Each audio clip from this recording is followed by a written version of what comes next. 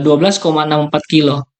Ada bagian lain juga yang berbeda di sini. Ini ukurannya ternyata hanya 2,20 meter kali 2,10 meter ya, seperti ini. Kalau saya lihat dari tampilannya ya di sini, oke, tampilan top.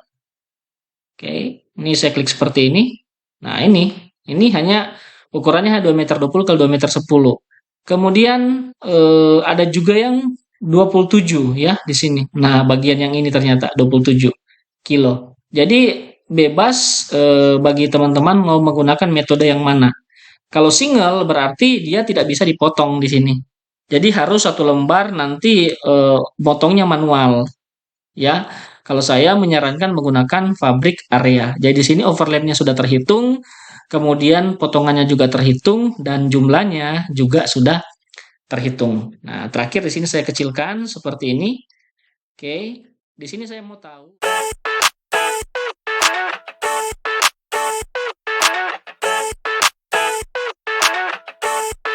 I never thought I'd feel like this.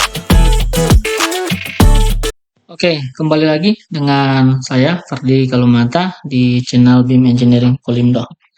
Di kesempatan kali ini saya akan menjawab pertanyaan dari salah satu subscriber saya tentang bagaimana mengaplikasikan wire mesh ya, tulangan untuk plat lantai pada pekerjaan struktur khususnya menggunakan Autodesk Revit. Sebelum itu saya jelaskan dulu, mungkin sebagian besar atau sebagian dari kita sudah mengetahui wire mesh itu apa. Jadi wire mesh ini adalah lembaran tulangan ya, dalam bentuk lembaran maupun gulungan. Jadi di sini ada dua tipe sebenarnya. Kalau saya lihat di sini untuk tipe yang lembaran, di sini untuk ukurannya tersedia dari M4 sampai dengan M12 ya. Nah, sedangkan untuk ukuran roll ya, ukuran roll ini hanya tersedia sampai di M6 ya. Karena kalau semakin besar diameternya pasti akan semakin susah untuk menggulungnya ya, seperti itu. Nah, di sini juga sudah ditampilkan berat baik dalam bentuk lembaran maupun dalam bentuk roll ya. Nah, di sini di website yang lain juga menyebutkan seperti ini. Untuk ukuran standarnya di sini panjangnya 5,4, kemudian lebarnya itu 2,1 ya. Dengan di sini dimintakan menggunakan diameter 10. Nah, untuk rentang diameternya sebenarnya tidak 10 tepat ya, tapi ada toleransi sekitar 2 sampai 3 mili ya. Jadi sini 9,7 ya, 9,7 mm sampai 10. Berarti 0,2 sampai 0,3 ya, sekitar itu. Adapun berat per lembarnya di sini adalah 96,54 kg. Nah, tentunya semakin kecil ukuran diameternya akan semakin berbeda ya, atau semakin berkurang beratnya. Contoh untuk M4 di sini untuk berat per lembar di sini ini kurang lebih hanya 15,45. Sedangkan untuk M6 34,76 dan untuk M10 96,55 kg. Baik, di sini saya lanjutkan, kita masuk ke aplikasi Revit. Di sini saya mempunyai suatu project yang sementara dikerjakan, bangunannya kurang lebih 6 lantai. Di sini saya coba menggunakan objek ini atau model ini untuk menjadi bahan kita membuat contoh dari pengaplikasian tulangan wire mesh menggunakan Autodesk Revit. Oke, di sini saya close dulu. Oke, seperti ini. Saya langsung menuju ke level 2. Jadi bangunan ini split level ya. Ini saya masuk ke bangunan bagian sisi timur ya. Ini di bagian ini. Jadi saya fokuskan atau kita fokus nanti ke level 2 ini. Jadi saya akan coba terapkan pada plat lantai di elevasi 2 ini. Nah, sebelum kita membuat atau memodelkan wire mesh ke dalam Autodesk Revit, kita perlu mengatur yang pertama itu adalah wire-nya sendiri atau tulangannya sendiri. Nah, kemudian setelah tulangan kita akan mengatur fabrikasinya, spasinya, dan juga parameter-parameter yang lain. Oke, kita masuk yang pertama, kita akan mengatur wire-nya. Untuk mengatur wire, di sini kita masuk ke family ya. Di sini family bagian kanan kita buka seperti ini. Kemudian kita cari di sini structural fabric ya. Di sini structural fabric area. Kita buka seperti ini. Oke. Nah, di sini ada dua ya. Jadi ada structural fabric area dan structural fabric reinforcement. Nah, yang akan kita gunakan di sini adalah untuk membuat wire itu kita membutuhkan fabric sheet sama fabric wire ya di sini. Nah, sedangkan untuk mengaplikasikannya kita membutuhkan fabric area. Nah, kalau di dalam toolbarnya di main bar ini struktur kita di area ini ya, fabric sheet sama fabric area. Dua tool ini yang akan kita gunakan. Nah, pertama untuk fabric wire-nya di sini saya klik seperti ini, kita duplicate ya. Kita duplicate, ini sudah jadi fabric wire 2. Kemudian kita klik kanan, kita rename. Saya beri keterangan M10 ya di sini agar kita lebih mudah mencari namanya ya di sini. Ini M10. Saya klik kanan, kemudian klik type properties. Nah, jadi ini wire-nya M10. Nah, di sini terlihat ya nominal diameternya masih 7,6. Ini saya mengikuti standar pabrik ya. Di sini paling kecil 9,7 ya. 9,7 mm. 9,7. Nah, ini bending ini kita abaikan saja karena dia tidak ditekuk ya. Nanti kalau untuk yang ditekuk ya perlu kita masukkan seperti ini bandnya. Ini saya masukkan satu saja seperti itu. Nah, selanjutnya di sini setelah kita membuat tipenya M10, kita pilih apply, lalu kita OK. Nah, sekarang kita sudah punya fabric wire dengan tipe M10. Selanjutnya kita masuk ke fabric sheet. Nah, untuk fabric sheet ini ya, kalau kita klik seperti ini terlihat ya di sini di propertiesnya sudah muncul data. Nominal diameternya 9,7, bend diameternya 1. Nah, ketika kita klik di fabric sheet, di sini muncul seperti ini. Jadi ada construction-nya major lap splice, kemudian minor lap splice. Nah, ini kita atur juga. Kita klik kanan, kita duplicate juga. Nah, di fabric sheet yang dua ini kita rename menjadi wire dalam bentuk mesh ya, seperti ini. Atau wire mesh M10. Nah, di wire M10 ini, atau wire mesh M10 ini kita klik kanan lagi. Kemudian kita pilih type properties. Nah, ini yang perlu kita banyak settingnya. Oke, pertama di sini yang perlu diperhatikan. Untuk default major lap splice length-nya, ini akan berpengaruh terhadap ukuran cut over length dan cut over width-nya. Nah, nanti saya jelaskan sebentar. Ini artinya ini bagian ini akan dibuang di dalam perhitungan luasan, tetapi di dalam perhitungan berat lembaran ini tetap digunakan. Ini saya gunakan misalkan 200 ya.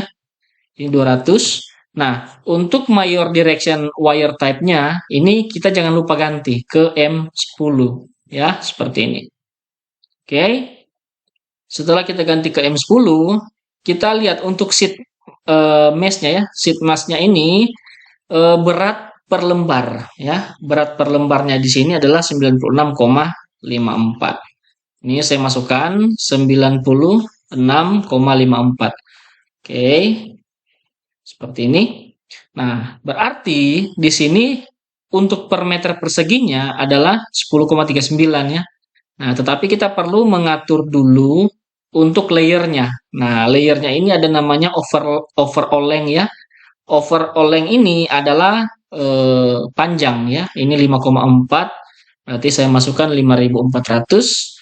Kemudian overall width-nya di sini saya masukkan 2,1 ya di sini. 2,1 2100. Nah, sehingga kita dapatkan yang aktualnya ternyata berat per meter perseginya ini adalah 8,51. Ini bisa kita coba uji ya. Di sini saya coba uji sederhana. Misalkan untuk ukurannya ya, ini 2,1 dikali dengan 5,4 ya, seperti ini. 5,4 sama dengan 2,1 kali 5,4. Nah, di dalam satu lembarnya ini luasannya adalah 11,34 meter persegi. Ya kan? 11,34 meter persegi. Nah, kita bisa membagi di sini 96,54 dibagi dengan 11,34 ya. Jadi berat satu lembaran dibagi dengan luasannya. Di sini dapatkan sekitar 8,51322 sekian. Berarti perhitungan ini saya katakan sudah akurat ya, seperti itu. Jadi per meter perseginya 8,51 atau bisa juga dibalik 8,51 dikali dengan 11,34. Ini total beratnya sekitar 96,50 sekian ya. Oke. Nah, setelah itu kita akan mengatur untuk minor spacing sama mayor spacing. Ini jarak di wear mesh itu sendiri ya. Nah, jarak dari wear mesh ini tidak akan mempengaruhi sheet mass-nya, tetapi akan mempengaruhi jumlah wire-nya di sini. Contoh misalkan mayor number of wire, jika kita menggunakan mayor spacing-nya 300, maka di sini jumlahnya 7. Tapi kalau kita ganti ke 150, maka jumlah 7 ini pasti akan berubah, dia akan bertambah ya. Nah, ini menjadi 13, seperti itu. Kemudian ini untuk minornya saya juga ganti misalkan 150 juga, seperti ini. Oke, maka untuk minor number of wire-nya di sini berubah menjadi 35. Nah, kalau di sini saya ganti 200, pasti jumlahnya ini akan berkurang. Ya, menjadi 27 ya, seperti itu. Ini saya kembalikan ke 150 ya. Ini seperti standar pada umumnya ya. Nah, setelah kita mengatur fabric sheet-nya, kita pilih apply, lalu kita klik OK.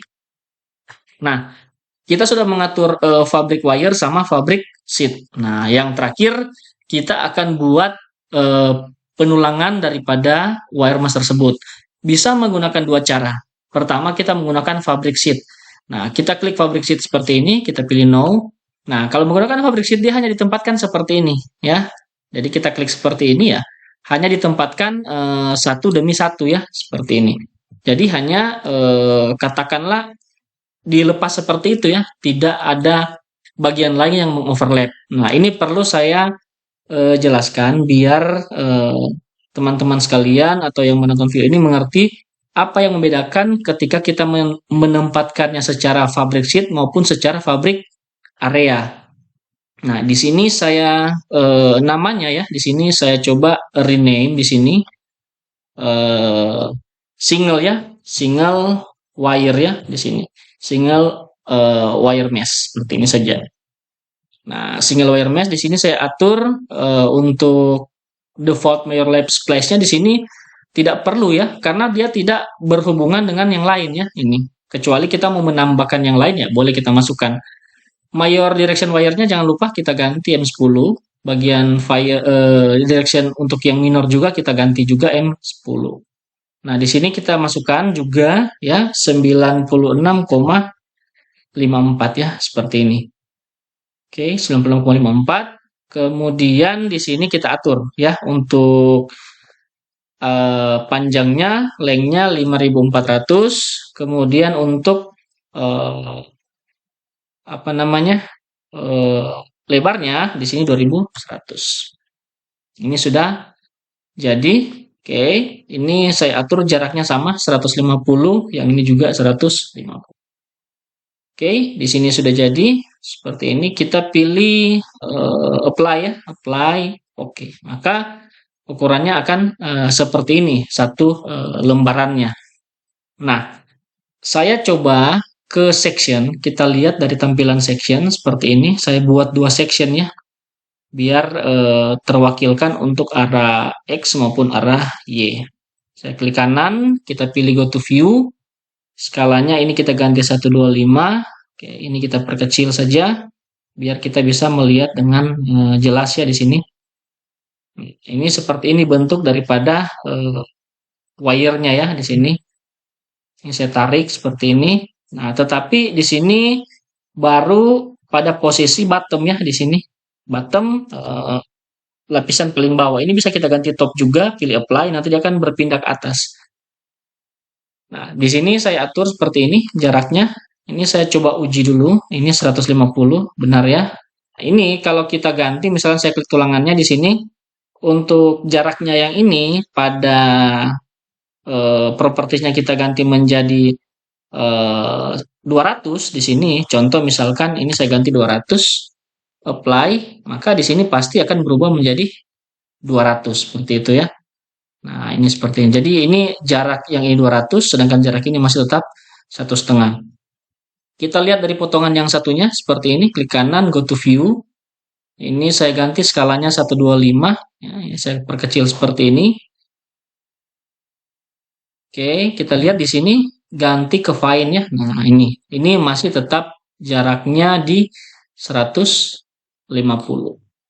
Nah, ini konsep yang pertama dengan menggunakan single ya, di sini menggunakan single. Bagaimana jika kita mau menggunakan untuk satu area seperti ini? Nah, jika kita mau menggunakan untuk satu area seperti ini, kita bisa menggunakan fabrik area ya, seperti ini. Kemudian saya klik untuk plat lantainya, lalu saya no. Kemudian untuk propertiesnya di sini ya, ini kita bisa edit type ya. Kita edit type, kita duplicate di sini eh, area ya, beri nama area wire mesh ya di sini. Klik OK, klik OK lagi. Nah, kemudian untuk fabric sheet-nya di sini kita pilih yang wire mesh M10 ya, seperti itu.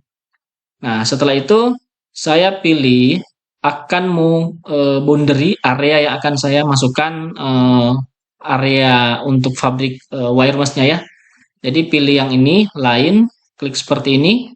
Oke, kita kelilingi area yang akan kita ini mungkin saya bisa sampai ke keluar balok ya, seperti ini. Kita boundary semua area yang mau kita tempatkan tulangan wire mesh-nya ya, seperti itu. Ini mungkin saya geser ke belakang. Nah, ini sudah selesai. Nah, jika sudah selesai seperti ini, yang perlu diperhatikan adalah bagian ini. Nah, di yang single tadi kita tidak memperdulikan sebab dia tidak ada hubungannya dengan yang lain, hanya single dia ya. Tetapi kalau yang ini kita perlu mengatur ya, perlu mengatur soalnya nanti di sini akan kelihatan overlapnya ya, seperti itu. Kemudian saya pilih edit type di sini. Oke, pastikan semua sudah oke. Nah, jika sudah, kita klik finish edit mode. Nah, seperti inilah bentuk daripada pemasangan tulangan secara area ya, tulangan wire mesh secara area. Kalau yang ini secara single ya atau tunggal. Nah, untuk melihatnya saya pilih klik 3D seperti ini. Kemudian saya tampilkan ke wireframe dulu. Di sini saya klik seperti ini. Klik kanan, select all instant, visible in view. Kemudian pada grafiknya di sini saya tampilkan centang ya, dua ini view unobscured ya, seperti itu. Yang single juga perlu agar kita bisa melihat perbandingannya ya, seperti itu. Ini saya ganti ya, centang juga, oke. Nah, ini saya masukkan ke shaded ya. Nah, udah terlihat di sini bentuk penulangannya ya. Nah, jadi inilah yang saya maksud tadi yang overlapnya. Jadi kalau kita ada tampilan atas, kita klik seperti ini, select all instant, visible in view. Ini saya ganti menjadi structural plane ya, klik OK. Kemudian yang satunya juga di sini kita ganti juga untuk visibility-nya. Kita masukkan ya di sini yang di structural plane, apply, OK. Nah, ini saya tampilkan ke shaded dulu biar bisa terlihat ya. Nah, ini seperti ini. Jadi di sini tidak ada overlap. Sedangkan bagian ini ada overlap ya. Ini overlapnya terlihat di sini ya. Nah, ini kalau kita ganti, kita klik seperti ini. Kita ganti overlapnya katakanlah 300 ya, seperti ini. Untuk arah mayor kita apply. Nanti di sini akan berubah ini, seperti ini. Nah, untuk arah minor saya juga jadikan misalkan 300, apply. Nah, ini akan berubah ya. Overlapnya ini akan berubah ya, ini seperti ini. Kita bisa ukur ya di sini sebenarnya dari sini ke sini ya kalau tidak salah. Nah, ini overlapnya 300. Seperti itu. Sebaliknya jika kita klik lagi, ini saya kembalikan. Ini saya mau misalkan seperti tadi 200. kali 200 ya, apply, maka nanti overlapnya akan bergeser, berubah. Nah, seperti itu dengan menggunakan sistem area ya. Nah, yang terakhir di sini saya kembali ke 3D ya di sini. Yang terakhir kita bisa menghitung berapa sih lembaran dan berapa total beratnya di sini. Oke, kita close dulu yang ini, detail 5 dan detail 6 seperti ini. Kita masuk ke eh, quantity ya di sini. Schedule quantity, ini saya delete dulu. Oke, klik kanan, pilih new schedule quantity. Kemudian di sini kita masuk ke fabric area ya di sini. Structural fabric reinforcement. Oke, bisa juga fabric area. Saya klik OK dulu seperti ini. Nah, kita klik OK di sini nanti akan muncul seperti ini. Oke, akan muncul seperti ini. Untuk area ya, ini untuk area. Pertama kita akan mencari sorry, ini kita ke ini ya, new schedule. Kita cari structural fabric reinforcement ya, seperti ini. Klik OK. Nah, yang pertama kita akan masukkan tipe ya. Di sini saya masukkan tipe. Oke, klik kanan. Kemudian setelah itu kita akan masukkan cut off overall length-nya di sini, kemudian cut over all width. Nah, yang berikutnya kita akan masukkan length-nya atau panjang dari wire mesh-nya, lembarannya, kemudian width-nya, lebar dari lembaran wire mesh. Yang berikutnya kita bisa masukkan count ya atau jumlah lembaran di sini. Kemudian yang berikutnya kita bisa masukkan sheet ya, sheet mass per unit area. Ini eh, berat daripada satu lembar ya, seperti itu.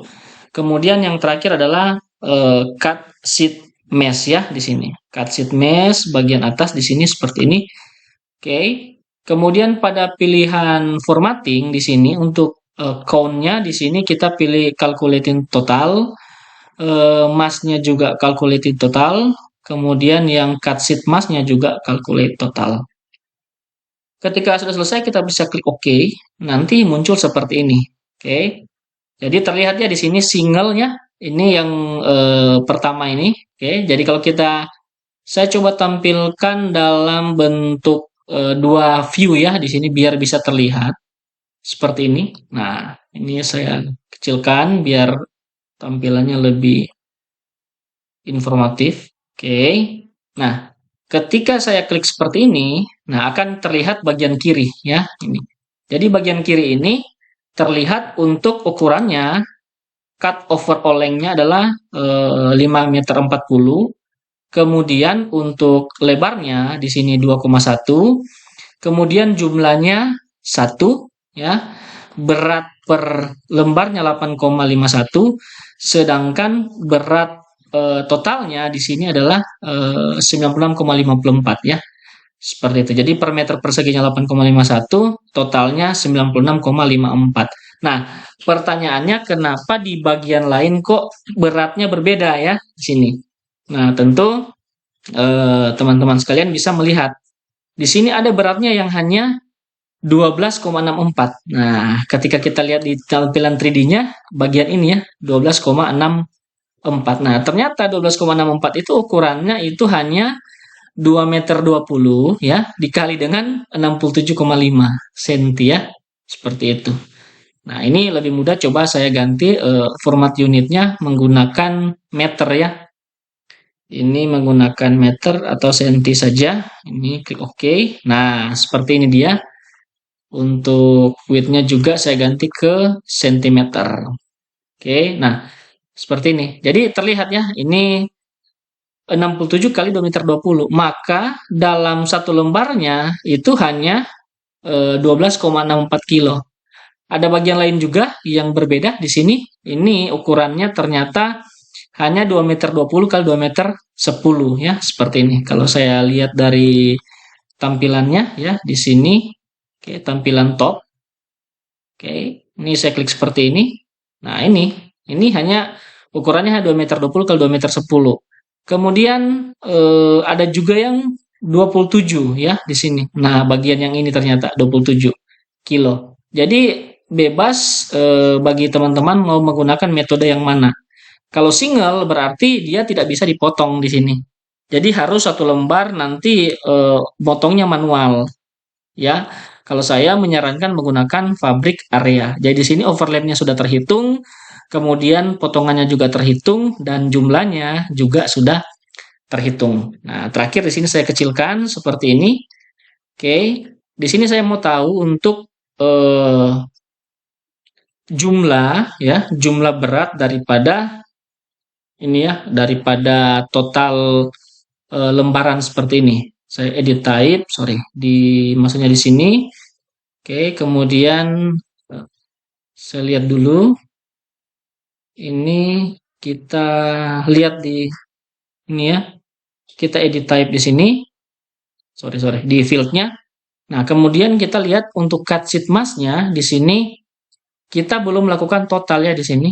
Kita masukkan ke grouping. Di sini grand total ya. Kemudian saya pisahkan per tipe. Jadi tipenya ini nanti saya pisahkan yang tipe yang single dengan tipe yang area ya, seperti itu. Nah, seperti ini. Jadi yang singlenya itu 96,54, sedangkan areanya itu adalah 523,39, sehingga total daripada berat wear mask untuk bagian area ya di sini adalah 523. Nah, ditambah dengan 96,54 menjadi 619,93. Nah, ini cukup lengkap. Semoga bisa membantu bagi teman-teman sekalian yang membutuhkan referensi bagaimana cara kita menggunakan Autodesk Revit untuk menghitung ya, menghitung kebutuhan lembaran daripada tulangan berbentuk wire mesh untuk diterapkan pada project-project kita. Semoga ini bermanfaat, dan jika merasa video ini bermanfaat bagi teman-teman, silakan di like dan share juga bagi teman-teman yang membutuhkan. Dan jika ada pertanyaan, silakan tinggalkan pesan di kolom komentar. Sekian dari saya, sampai jumpa di tutorial selanjutnya. Terima kasih.